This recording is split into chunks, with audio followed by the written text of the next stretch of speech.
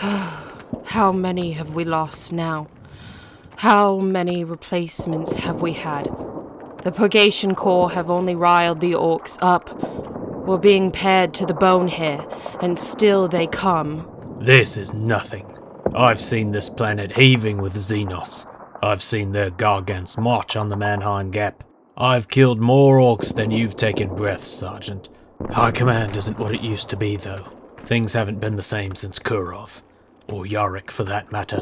They were real leaders. What was he like, the old man? You should have seen how the orcs feared him. Never seen a greenskin waver so. First into the breach, last out of the flame. That was Commissar Yarick's way. And now he's dead, and we're left with the likes of General Locke. Huh, so folks say. Some fools say that Gazghouls are gone too. Until I see their corpses, I'll not believe either claim. Come off it, Martin. The bell of lost souls has tolled for Sebastian Yarick. Maybe so. But oh, how we could use the old man's fire now. Welcome to Days of Lore.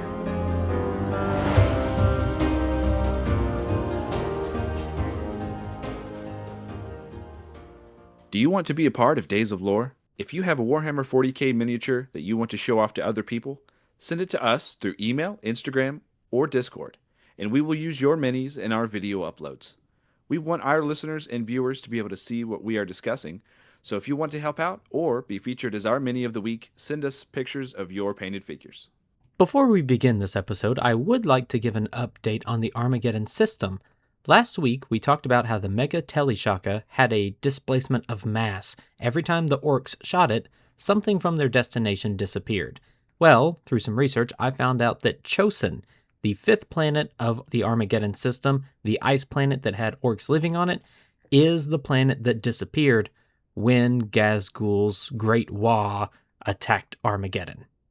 On today's episode, we will be talking about the human defenders of Armageddon as they brace for a third orc invasion and the return of a hero. Return? Yeah, Asher. You know how 2 episodes ago you weren't quite happy with how we ended things by killing Yarick? Yes, very much so. Well, it turns out that some other people weren't too happy about the death of Yarick. And those were the space wolves that were with him. Please don't get my hopes up. Well, it was on that planet where Yarick fell, Ikaria. In the final moments of that battle, when Gazghul laughed in Yarick's face and raised his boot to stomp down on the old man, but then he left. The wolf priests of the space wolves grabbed the shattered body of Sebastian Yarick and brought it back aboard the ice troll. Using unknown magics, they brought him back from the brink of death. Okay, so now I'm getting excited, and I'm trying to stay calm because I don't want to get hurt again. They brought him back from the brink of death and put him in an exoskeleton. Now, for Space Marines to take such care and go through such lengths for a human is obviously a rare sight. And they didn't tell him exactly why they brought him back to life, but they alluded to their history with Armageddon. And we know that history about the First War and the Season of Blood. And they told Yarick that he was vital to the fate of Armageddon.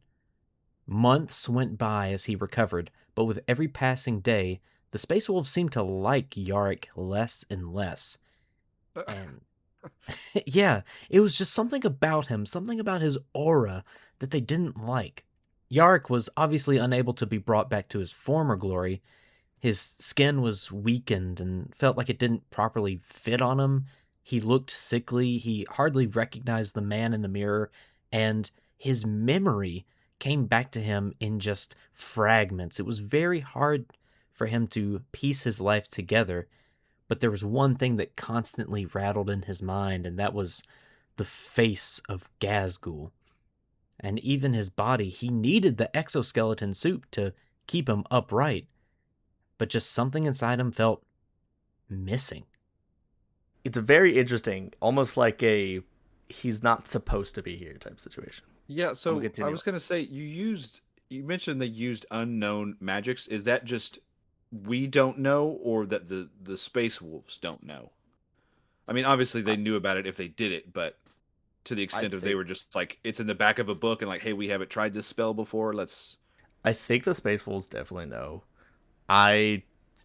We don't know what exactly the process is, and this could be some sort of like warp related thing. We don't know.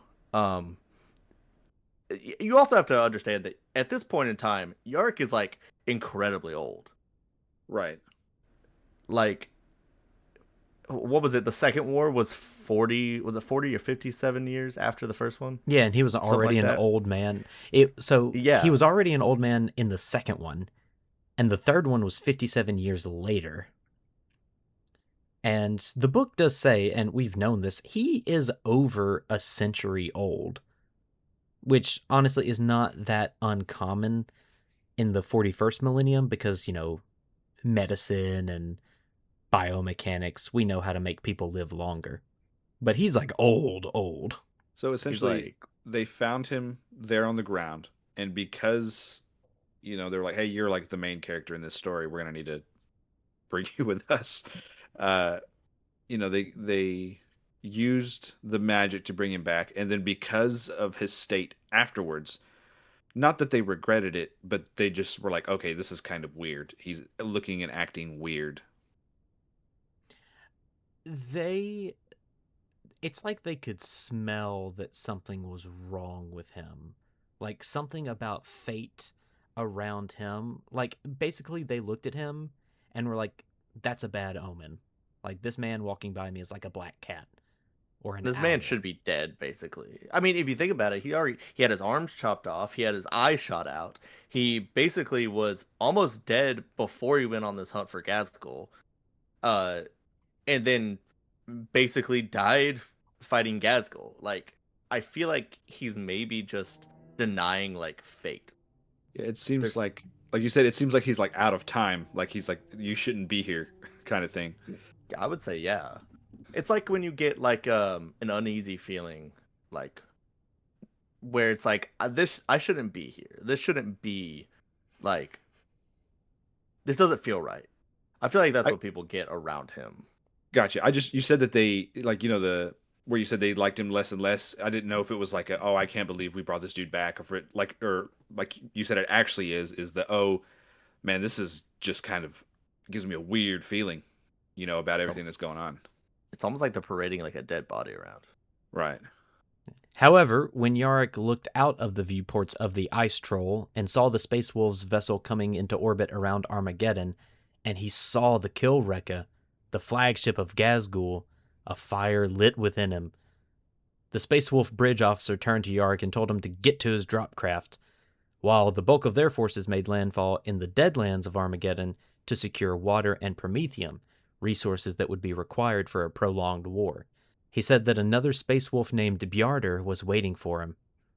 Yarick knew that the Space Wolf could smell the curse of Armageddon upon him, but Yarick didn't care. He made his way back to the drop craft.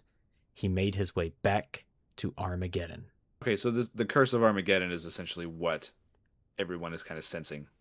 Yeah, it's this weird twist of fate that Yarick has with this planet and with Gazgul.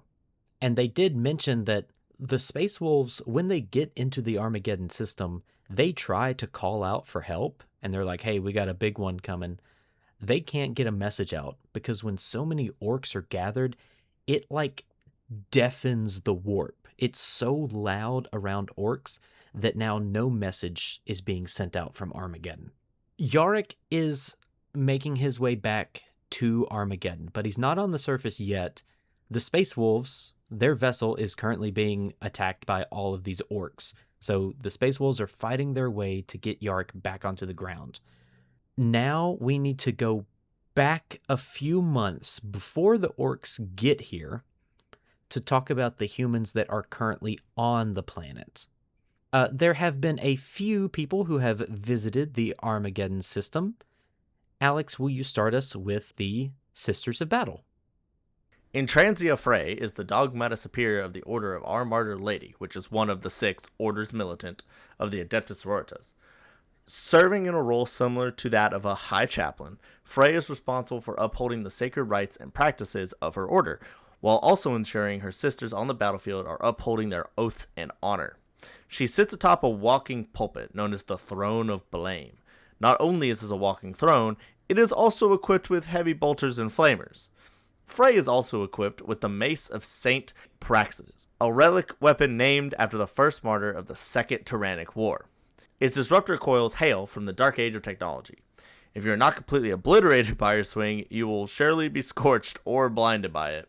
With a high view of the battlefield, she is able to single out enemies, and she knows that her fellow sisters will single out that enemy as well, lest they fail in her sight. Many Sisters of Battle have been sentenced to the anchorites by her hand. Should you ever be captured by Intransia Frey, you will most likely find yourself shackled to the chains that drag behind the Throne of Blame. Throne of Blame? This sounds insane. Is there? Please tell me this has a model. Yes, Yeah. she does have a model, and you should look it It's, up. it's Okay, actually hold up. not the first time that we've had a model that's like this. It's literally my God, a this chair looks like that a- walks. It's a dreadnought. It's like dreadnought legs with like a chair on it. To answer your question about the anchorites, I feel like this has something to do with dreadnoughts. Like it's like the whatever the repentia is. I think I've heard these used in the same context. Yes. So there are different levels of punishment in the Sisters of Battle. If you are ever found to be a coward, you will be forced to join the Repentia, which is where you don't get any armor. The goal is for you to die. But if you are found of like a high crime, or if you have somebody like Sister Frey, who's just like kind of cruel or heavy-handed with her punishments, you can get sent to something called a mortifier, which is literally a sarcophagus that you get put in a dreadnought body that pumps your brain full of chemicals, so you are always living a never-ending nightmare on the battlefield. Oh my God. The anchor Oh wait, rites- these have models too. Oh my Yes. God. now This man's finding out about sisters. the anchor rites are specifically for sisters who have failed. And they are put in a sarcophagus that it kind of looks like an Iron Maiden, and it closes them off from the world. So they are being tortured and they are trying to kill themselves in battle, but they don't have any feelings or senses of the outside world. They're completely cut off. Is this the one that has? It's like the full casket with like that silver or white face on it. Yes. Okay. And it is a never-ending torture to be in this. How wonderful.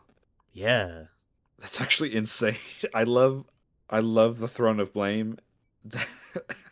If you also These are look so between the cool. legs, there's a missile launcher there. It fires Melta missiles. What? Yeah. On the If you Throne ever of want Blame? On the Throne of Blame. On Throne of Blame, it's like right below her feet. Oh my! Is it? Oh, the red tipped. Yeah. Yeah, those are missiles. That's insane. There's also another model that's like similar to this. It's Inquisitor Karamazov. Karamazov, yeah. Yeah, Karamazov. I could honestly just like have episodes of you guys just talking about different factions, not even like the crazy lore, just being like, "Hey, here's the models that actually exist," and then like talking a little bit about them. So she is there, and there's actually a deep history of the Order of Our Martyred Lady. They have a deep history with Armageddon that we won't get into today, but if we ever do a Sisters episode, I'll definitely talk about that. Well, that would be great. Next is Inquisitor Inigo Croyle, and I love this guy. He is only mentioned in this book so far, but he's great. He The is Croyle sounds familiar. Did he have a release sometime lately? Yes, He also did. has a model. He also has a model. He's the guy that rides like a shrimp horse. Oh, that one. Okay, hold He's on. like the guy who doesn't look like he's from 40K. He looks like he belongs in the Maelstrom. Yeah. And Honestly, yes, seeing the for model, you could say, yeah, this model's from like AOS, and I'd believe you. Oh yeah. he is a radical inquisitor of the Ordo Xenos. 2 weeks ago, we did talk about the Ordos. The Ordo Xenos is all about aliens. It's a branch of the Inquisition. And there's another word in here, radical. If you are a radical inquisitor, that means that you are not against using Xenos technology for your own gains. Now, that goes against the Imperial Creed. The Imperial Creed is, suffer not the heretic, the traitor, the mutant, or the Xenos to live. So to use their technology, that's against the creed. Well, would you consider Deathwatch technically radicals because they use Xenoblades? They don't get the title of Inquisitor. If they were Inquisitors, then yes, they would be radicals. Because they are part of the Ordo Xenos. Right, but they're not Inquisitors. Yeah. So it's Weird. But the other side of Inquisitors are Puritans, and those are just the people who live and die by the creed. But Croyle, he loves using Xenos technology, which is wild because he hates everything alien. He is a master huntsman. He's very eccentric and annoyingly flamboyant.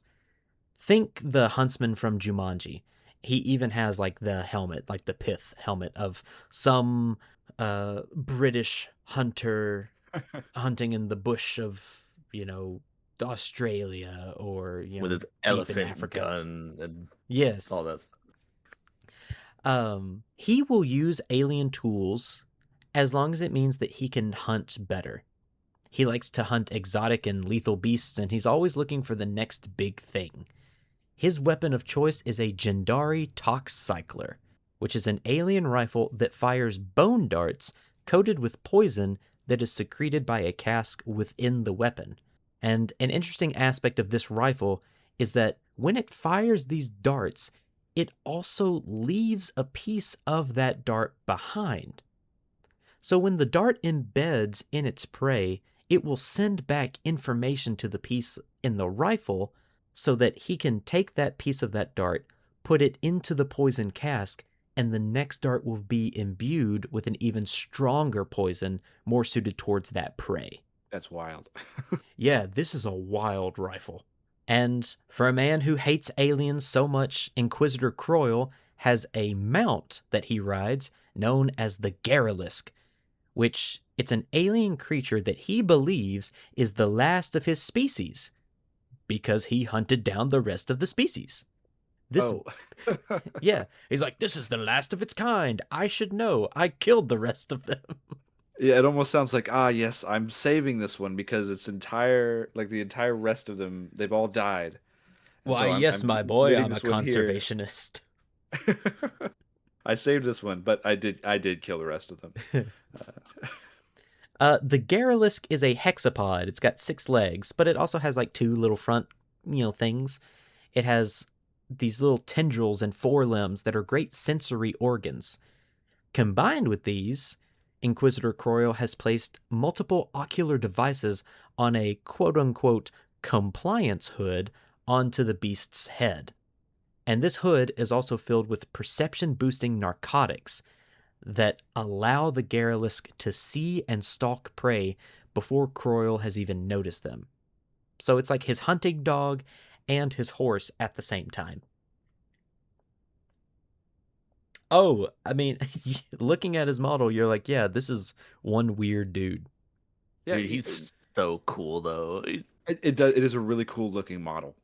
It's just really interesting that he's like, oh yeah, I hate Xenos. I hate aliens. I hate anything to do with them, and I'm going to kill them any way possible. But this gun, listen, all right, so this gun is really, really cool, right? So I'm going to use it. And then this animal is also really, really, really cool. So I'm going to ride it around. I love that the animal has a what's it called? Not the stamp they use for like. Oh, it's been cows. branded. It's been branded with the Inquisitor logo on it. Oh, really? Yeah. The Jendari rifle, is that an Eldari thing? No, or is that something Jendari are their own race. Oh, okay. We've not mentioned those before, so I just wasn't sure. No, There's so many Xenos that we haven't that are just we know names for. They're just We don't know what they are. All I'll tell you is that the Jindari are like wandering hunters. That would make sense with the rifle. So that... Yeah. I'll also tell you that somehow through some genetic engineering, the Jindari made a giant Jindari to fight a Titan. Like it was a Titan-sized alien. it's like Big Gingy and Shrek. Yeah. So we have a Sister of Battle, we have an Inquisitor, now we have a Commissar. You know, we have another Commissar on the planet because Yarick isn't there. Yarick is supposed to be dead, so we need a new Commissar. I gotta tell you, when I was doing the research and typing up the script for this woman, when I read her backstory, my jaw literally dropped, and I went, oh my god. This is one of the most 40k grimdark stories that I have ever read. Really? Yes. Commissar Thenia Graves is one of, if not the most feared names on Armageddon. Everyone, no matter their rank, fears her name. She is unflinching in her approach of carrying out executions to strengthen the Imperium. That's what we talked about 2 weeks ago. Commissars, they will just kill you. If you are deemed incompetent by her, that's a death sentence. While she does inspire the lower troops of the Imperium, she inadvertently inspires officers to not show initiative lest they be made an example of. On one occasion, during a fight against the Leagues of Votan, Commissar Graves heavily criticized the highly decorated Colonel Colin. Graves had given her very simple orders. Charge headfirst into the enemy's defenses in one attack. Simple.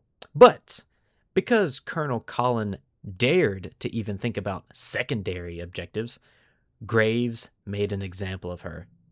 Now, she did address this first in the strategium of the headquarters bunker, but Commissar Graves that the headquarters was too private, so she brought the colonel out into view of all of the Imperium forces and had the colonel lashed and tied to the front of a siege tank. And that siege tank was put at the vanguard of an armored spearhead that was the first to slam into the Votan defenses. Seeing That's this... a valid crash out. Yes. Seeing this, the remaining officers and infantry charged through the Votan's position and routed the enemy completely. But Imperial casualties were horrendous. After the battle was over, Graves made sure that the few survivors watched as she ripped the colonel's gored and charred corpse from the destroyed siege tank and put a bolt through what was left of her skull. Oh my god. Yeah. I like the difference between this Commissar and Yarick. They're like completely two different sides, yet they fill the same role. Yeah. Yarick's like, I'm going to inspire you because I am doing actions and I'm a great leader. And Commissar Graves, like, her name fits her position. She's like, I am going to kill however many people it takes for you to do what I want. Right, do it because I told it to, and if not, I'm going to kill you. Yeah. There's a funny story we'll get to later, which is in this next part that's pretty hilarious, involving one of the characters in Graves. I feel so bad for him. I know. It doesn't. I know. It was kind of. I thought I didn't see it coming, and I was like, "Come on, man." So, Commissar Graves usually joins the battle on board her modified Centaur RSV, known as Vigilance. And if you don't know what the Centaur RSV is, it is a half-track transport. So it's got an open back that she stands out of the top of and is her mobile command center. She bellows orders across the battlefield and dares the enemy to shoot her, even though it's also equipped with a power field around her. Over here, oh boy. Tink. Boys. With her is her bodyguard squad, known as the Right Hand, a group of hardened soldiers hand-picked by Commissar Graves. Their main task is to work on communication interception and vox scrying to make sure that all orders are being carried out. And should any order be changed, Commissar Graves will jump in and issue her own orders. Also, when they are not listening to headphones and looking for orders, they are firing out of the sides of Vigilance on pintle-mounted stubbers. This also has a model, and the right hand looks awesome. They're one of the first models that I've seen that have the little Pickelhaube, the little spiky German helmet. Are they in the Vigilance set? Yes, they are. Does Graves come with her own model, or does you have to buy the whole tank to get both the little individual and her? You have to buy the tank to get the individual as well. So technically you get 2 models out of it. Yeah. It's pretty sick. It's $100. It is a cool looking centaur though. Yes, it is. I do want one. It is probably I would love just to have one. I don't play guard, but it looks so cool. Yeah, it's got the big eagle on the front, right? Yes. Which is usually the last thing that people see before she runs them over. I do like how the eagle is basically just the front of it, like the battering ram. Yeah. But the tertiary objective of the right hand is that on the not so rare occasion that Graves will kill an entire command structure, the members of the right hand will fill in the gaps for the recently executed officers. At least it's redundancy. They got it covered. Right. While I was reading this, I was thinking about I wonder how many plans go awry because Graves just puts her own orders in between to take over, and then just ruins an entire setup. Which is funny because then she blames them for it. Yeah, it does mention that Graves doesn't like to be a leader. She's fine with having people do the strategizing for her. She just wants results. And so if a colonel, she's like, yeah, Colonel, you do all the planning. If the colonel fails, she'll kill him. And then she's like, all right, Major, you're up. But she was there to, keep everyone in line. Yeah. Literally. So what exactly brought her to Armageddon? Well, Graves was deployed to Armageddon with the Cadian 1714th Reconnaissance Battalion right after the Season of Blood, or the Fourth War of Armageddon. While she was hunting for heretics in the ruins of Hive Thoratus, the right hand found footage from pict feeds from what happened before the Hive's reactor was detonated by its defenders. The video was garbled and the audio was not much help either. Graves watched it over and over again, but it wasn't until her 8th viewing that some more footage that hadn't been there before showed up, and she caught a glimpse of something giant, something that she couldn't quite see. Ever since that moment, her patience has been razor thin. People have learned to fear her when she starts to grit her teeth, and even soldiers who have just stammered giving battle reports have found themselves redeployed into a penal legion, simply for wasting her time. Of course, it was the 8th viewing of the footage. Yeah, do you understand that, Asher? I do not. Okay. Alex, what is the significance of the number 8? So, the Season of Blood, if you know, was when Angron returned. So, Angron is the Primarch of the World Eaters, Chaos Space Marine Legion. They worship Khorne. The Chaos Gods all have numbers connected to them. So, Nurgle's is 7. Zeech is 9. Slaanesh is 6. And Khorne is 8. Okay. So immediately after the Season of Blood, it wasn't until her 8th viewing of this footage that new information popped up. And she saw Angron. She saw Angron in the footage. Yes. Yes. Okay. It was the number for Khorne, which is the World Eater's god, basically. I can just imagine playing a VHS tape on a CCTV setup. It's just rewinding it over and over again, and then finally it's something you'd see in The Ring. I guess, did we mention that also the First War of Armageddon, Seeing the Blood has been heavily made a secret? Yeah. Yes. You guys talked about it. Or that was the first one. That was the first. The first one. This is the same thing. They've still tried to keep this one down as well. Right. That would track. I mean, if you're the amount of demonic presence there, you wouldn't want widely known. Yeah. So she came in on cleanup duty, and then she's reviewing the tapes, and on the 8th one, it's oh, that's cool. Just a demonic Primarch, no big deal. That is our cast of characters. We have a Sister of Battle. We have an Inquisitor, and we have a commissar. And we have been able to replenish Armageddon after the season of blood because we have had a season of fire. Remember, we have our seasons. And the season of fire forces all the fighting to stop because no one can literally live on the surface of the planet. And Armageddon Season of Fire has given the planet time to reinforce itself with regiments from different war zones. Dozens of regiments came to reinforce the planet. Even more sisters from the Order of Our Martyred Lady, led by Canoness Preceptor Mercia, and, as we've mentioned, Dogmata Superior Intransia Frey, landed in Hive Volcanus. Alongside them was Inquisitor Inigo Croyle of the Ordo Xenos, and they all reported to the recently appointed planetary governor Agmund von Ruger in a new Council of Armageddon. The governor, pompous as he is, declared that it was time for a reconquest, a new offensive, since the Season of Blood and the Season of Fire had broken the orcs' coherency on the planet. "Strike hard and fast," he said, "and we can scour the Xenos from our hives." A lot of the council members just looked at each other and were not convinced. And the loudest voice against the planetary governor was the supreme commander of Armageddon's military, General Tybalt Locke of the Steel Legion. However, all of these voices of protest fell silent when Commissar Graves entered and declared that a new offensive would be planned immediately. The responsibility fell upon General Locke, and he obviously was not going to go against the words of General Graves. He had heard the stories. So he's looking over his overall strategy, and he saw that there were two main objectives.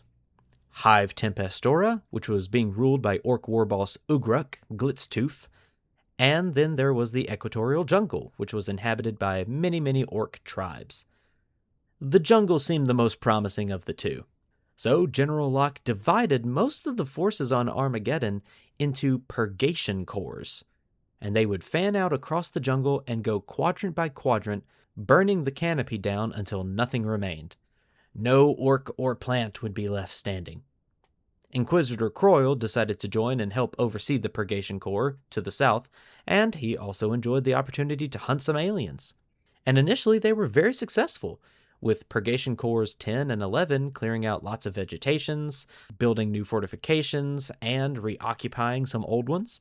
Mechanicus, Taraxi, and Archaeopter squadrons bombed the jungle from above, sending crazed orcs out into firing lines of Krieg and Cadian infantry. And Croyle, obviously, madman that he is, relished eliminating key orc war leaders. Even though losses among the Purgation Corps were high, the results were promising, and the leaders of Armageddon felt that victory might yet be possible. I love the smell of napalm in the morning. Yeah, I love the smell of green fungus burning in the morning. So, Asher, how do you think we're doing? We've got... Yeah, so we've basically assembled the Council of Elrond Armageddon Edition, and we are going to go burn some trees down and get rid of some orcs. And we were successful, and that means Commissar Graves won't kill us because we were successful. So what could possibly go wrong? We're all going to go home, and we're all going to get ice cream and cake. That sounds like a plan to me. Well, at this point, we have made it back to the present. And as from the beginning of this episode, we know that the present is orcs are surrounding Armageddon, and the world is being engulfed in green lightning. Everything is going great for the Purgation Corps. General Locke is happy. He's like, hey, like you said, Asher, Graves isn't going to kill us. We're doing good. We're succeeding. And then all of a sudden, orcs start teleporting in their millions upon the ground. Thousands of orc ships appear in the orbit of Armageddon, and they start opening fire on Battlefleet Armageddon before the defender ships could even prime their weapons. There's a quote in the book of a guy that says, "Throne of flame, where did they come from?" And then it just cuts off because he died. Orcs start landing in the plains of Anthrand, led by Wazdaka Gutsmek. General Locke, shocked, obviously, rallied what forces he could and made a play to blunt the orc advance south of the Volcanus Mountains. Canoness Preceptor Mercia and Dogmata Superior Frey joined their forces alongside him, with plenty of Adeptus Sororitas and battle pilgrims and other followers of the sisters. So the arrival of the Orc fleet and their descent to the surface of Armageddon was so fast that they were on the ground before the orbital weapons and anti-air batteries could even come to life. Wazdaka hit the plains of Anthran in a flash of green lightning, landing between the equatorial jungle and the Volcanus Mountains. Speed freaks, squid offbeats, snagatribes, and ramshackle wagons turned inter-hive roadways into drag strips. Overwhelmed defenders, Imperial transports, and tank convoys were destroyed and overrun. The Imperial armies broke across Armageddon Prime. Ghazghkull directed the Orc attacks from his flagship, Kilruka, and hoped that he had put his trust in the right speed freak. Wazdaka's main objective was to encircle Hive Volcanus. To do this, you need to break through the Volcanus Mountains. In and of themselves, they are defended by the Meridium and Orentium lines, manned by the Krieg 547th Line Corps. Although they fought well, they were no match for the speed and brutality of Wazdaka. Up next was the Liberation Line, the last set of static defenses shielding the Mannheim Gap. And it was much more prepared than the Orientum and Meridium lines. The Guardsmen defenders saw the plumes of smoke on the horizon and took their positions. Wazdaka shouted commands and some of his orcs split off to attack the flanks of the line, while the bulk of the racers formed a gigantic wedge with Wazdaka at the front. Cruisers came from above as bombers and fighters rained bullets on the Liberation Line. What they lacked in accuracy, they made up by the sheer volume of fire. Battle wagons added to the destruction with huge salvos of fire. However, the Imperium responded in kind with their own devastating artillery fire, raining down on the truck convoys and war bikers, igniting fuel tanks among the fueling trucks. But Wazdaka Gutsmith just smiled even more. The Imperial soldiers could barely believe what they were seeing, and their confusion just grew when all of a sudden Wazdaka and his spearhead disappeared. This is where Boss Zotsnik comes in, the leader of Da Shakas. He teleported Wazdaka and the spearhead into the defenses of the Liberation Line. Spiked wheels, axle saws, metal plows, claws, and axes cut through the ranks of soldiers as Big Reva's Psycho Gatler glowed red as it continued firing. Beast Snaga boys flanked the Liberation Line from the west as mechanized orc infantry from the Red Hands attacked from the east through minefields, which prevented the Imperium from sealing the breaches from Wazdaka's assault. The Liberation Line was punctured, and hundreds of war bikers and death copters were blitzing their way through to Hive Volcanus. Oh, What a change. yeah, it's not looking good. Oh, It's like, hey, yeah, we had this little victory, and we cleared out some trees, did some landscaping, got some campfires going back there. This is gonna be great. And then it's like, it's just absolute hell breaks loose. so this is a horrible, horrible beginning to this fifth war for Armageddon. And General Locke has a decision to make. He can either retreat towards the Mannheim Gap and risk being overrun, or continue towards the Liberation Line and be picked apart. But the speed wah was so fast that the decision was made for him, and the speed freaks were following the plumes of smoke from General Locke's convoy and met his relief force head on.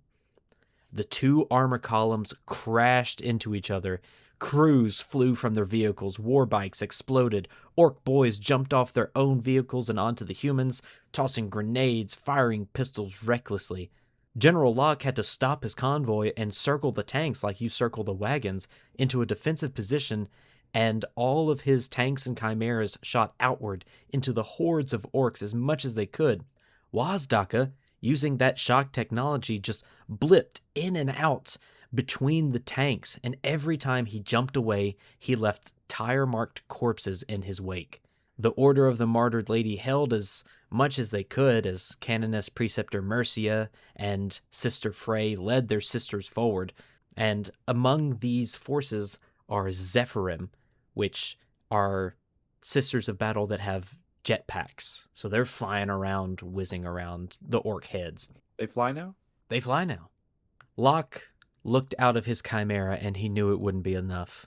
All of a sudden, From the heavens, a Thunderhawk gunship in blue-gray paint bearing the sigil of the Space Wolves swept down and bombarded the orcs. Following close behind were Valkyries, spewing forth tempestuous scions in their grav chutes, dropping towards the ground. 3 Space Wolves emerged from the Thunderhawk gunship and howled as they entered the fighting against the orcs. But it was the 4th person to get off the gunship that caught everyone's eyes. Is this about to be Yark? Is he about to just jump off and be like, "Hey guys"? Yes. Everyone looked and saw a ghost, and the fighting paused as orc and human alike looked at the glaring red eye of Commissar Yarrick. This pause was all the Sisters of Battle needed to carve a swath through the orcs, and Yarrick commanded his men, urging the soldiers to redouble their efforts. His men took up shooting positions with Yarrick, shooting bolts from his Baali and bolt rounds from his Stormbolter, and they withered the orc forces in front of them. This is where General Locke took the opportunity to retreat back to High Volcanus with just a third of his strength remaining. Alex, That's you take crazy. Yes. That's such like a cinematic where it's just he just hops down and he's like, "Hey everybody, how's it going?" And I'm like, Both legs snap in half. Ah! Aren't you dead? Wazdaka seethed in anger, mostly because the fighting had slowed down, but also because now his orcs were running away. The Sisters of Battle fought on to cover the retreat, and Wazdaka pushed Big Reva into overdrive as he made his way towards them. However, a Chimera turned its turret around and was able to fire enough laser blasts into Big Reva to cause it to sputter and die underneath Wazdaka. The Imperials got away. What was worse was that Yarrick was alive. What was even worse was that Wazdaka wasn't moving forward anymore. His Grot Fixit was already working on throwing bolts back onto the bike to get it up and running again. Fixit repaired the bike to a point that it could roll again, and Wazdaka started pushing until the motor came back on, and he slowly made his way toward the Mannheim Gap, tracking down General Locke. Fixit finally gave him the green lights with a thumbs up and said that everything was in working order, and Wazdaka punched it, full throttle, after the old man. The chase is on. The chase is on. So he's now granted he's retreating, which is not the plan in a sense. So I don't know if Graves is going to be very happy about this. Oh We'll no. see. Is this We'll see. he isn't the character you were talking. Oh no. Okay. It's Commissar Yarrick. Graves shoots Yarrick in the Commissar Yarrick, and they actually died. You're supposed to be dead. Bang. Bang. The chase is on, and the retreat to High Volcanus is going full throttle. Now, remember, this is Armageddon. Everything is, unless it's the most jagged mountain you have ever seen or a horrible canyon, it's all flat sand. So we're racing across the surface of Armageddon, trying to get back before Wazdaka can catch up. And it seems to be that Yarrick's return is the only thing keeping the men inspired enough to fight and cover the retreat of General Locke's convoy. The 36th Krieg Infantry Regiment under Colonel Curzon blunted the advance of the battle wagons of Gorgot Dakfist's Steelheads. That's the pirate that we talked about last week. But sadly, the blunt was not enough, and the Kriegers were overrun. The Sisters of Battle Palatine Vermeera sacrificed herself along the western coast of Armageddon Prime. All of these sacrifices allowed General Locke's force to get through the Mannheim Gap. And the Mannheim Gap is usually a heavily fortified pass, but since most of the defenders have been sent out into the Purgation Corps, it was horrifically undermanned. General Locke and Commissar Yarrick made the decision to leave a majority of their force behind, including Canoness Preceptor Mercia and her Zephyrim bodyguard, to defend the mouth of the Mannheim Gap. Wazdaka's forces quickly caught up to them and engaged in a bloody, heavy metal bout. Krieg Death Riders charged down the sides of the canyon and met war bikers with frag lances before they were crushed beneath steel tracks and heavy wheels. Canoness Mercia and her Zephyrim launched into the battle, lifting up boys from their seats and dropping them back down to Armageddon. However, the hail of bullets spewing from Big Reva's Psycho Gatler brought many Zephyrim down, And Wazdaka launched his Grabadraga, and it clutched around the canoness, and he drug her behind his warbike, smashing her body into rocks and against tanks until her body finally went limp, and he threw her corpse aside. This is a very dark section. Oh, yeah. But the battle was just enough to get Yarick and General Locke back into High Volcanus, where they could report back to the Council of Armageddon. And the news that they came back to was dire. Hives Hell's Reach, Acheron, Tartarus, even the mighty Hive Infernus were besieged and surrounded by orcs. The water and the promethium that were provided by the Space Wolves was flowing, but communication was cut off, and Yarick felt the weight of fate upon him, and he felt that this was the moment. He unveiled the Ferris Horrifica, the gold-plated servo skull that was gifted by High Marshal Helbrecht of the Black Templars. He knew that it could cut through the noise of such an orc invasion. All he needed to do was take it to the astropathic relay. Before he could even take a step towards the door, Commissar Graves exploded in anger and blamed General Locke for the orcs' opening victories. Before General Locke could even explain how he was caught off guard, a bolt round blew his head off. Oh, no. Oh, my man. I feel so bad for General Locke. Dude, I He literally doesn't was deserve like this. stuck between a rock and a hard place, and they got killed for it. General Tybalt Locke's corpse thudded to the ground, and the room was silent. Graves immediately put Marshal Gorman of the Death Corps of Krieg in charge of Armageddon's defenses, as Locke's corpse was dragged from the chamber. He was later cremated, and his service record was purged on Graves' orders. With that, Commissar Yarick, Governor von Ruger, and a squad of Tempestus Scions made their way to the astropathic relay. Yarick and von Ruger rendezvoused with Major Jared Vernon of the Steel Legion. However, when the Major turned around to open the doors of the astropathic relay, they wouldn't open. So he tried it again, and again, nothing. The governor, realizing that there was no time, stepped forward and, using his gubernatorial seal, overrode the doors. And when the doors opened, silence. Dread silence. Yarick entered the room first, and immediately noticed that two astropaths lay dead in the center of the room in a pool of their own blood. The Tempestus Scions fanned out and reported that the room was empty, and that orc infiltrators had slain all of the astropaths in the room. And now we only know of one orc that was capable of this level of sneakiness, and that's Boss Snickrot, who is usually hiding out in the equatorial jungle. The smell of sulfur in the air told Yarick that the relay was out of use. No message would be sent out of the High Volcanus. The only message for Yarick in the room, though, was on the walls, written in blood. No escape. This was a very dark chapter in this ongoing story. Do you mind if I read Locke's Officialis Terminatus? You can. General Locke argues he was not provided with the resources required to reach his destination. These arguments, while not completely without merit, cannot explain losses of the magnitude suffered. Sentence: death. Body cremated and service record purged. Executing authority: Commissar Thenia Graves. That's insane. So much happened that he was sacrificing. He left the Adepta Sororitas and a bunch of troops in the Mannheim Gap to fight back, only to make it all the way back and then to die anyway. Yeah. And those deaths were not good deaths. It was it was a bad cinematic. They were dying very poorly. Yeah. I feel like that's all there is on Armageddon. There are no glorious deaths. It's just all tragic.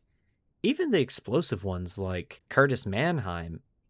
Yeah, he went out in a blaze, but he was fighting a 9-2 battle.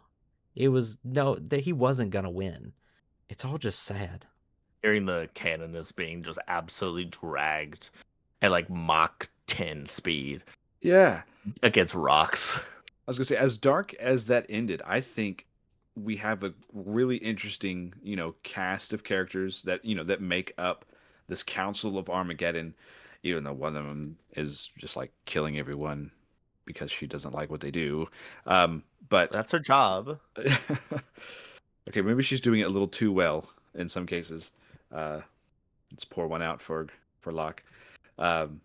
This has been really cool. And this is the end of part 1 of our multi-part series that we are doing over the Fifth War for Armageddon. Because there is so much here, we have to cover this in multiple parts. This has been the first chapter, the breaking of the Liberation Line, the landing of the orcs, and the retreat to High Volcanus, and the realization that Armageddon is on its own. I'm really excited for the next part because reading this next part was like so good. I don't know, like this whole next section that we're about to dive into is just awesome. It's so good. This is prime Warhammer right here. So stay tuned, folks. It's gonna be awesome. Well, Asher, do you have any final questions before we end the episode? So Wazdaka was not very happy with that outcome either. Correct. The Commissar Graves obviously was not happy. She executed Locke for that.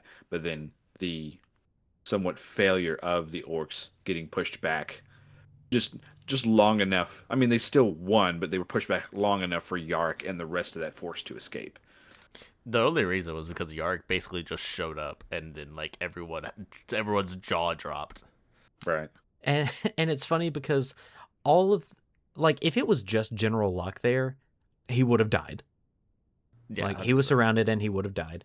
But also, had he somehow broken out, he would not have had the defense he had to get him back to Volcanus if Yark wasn't there.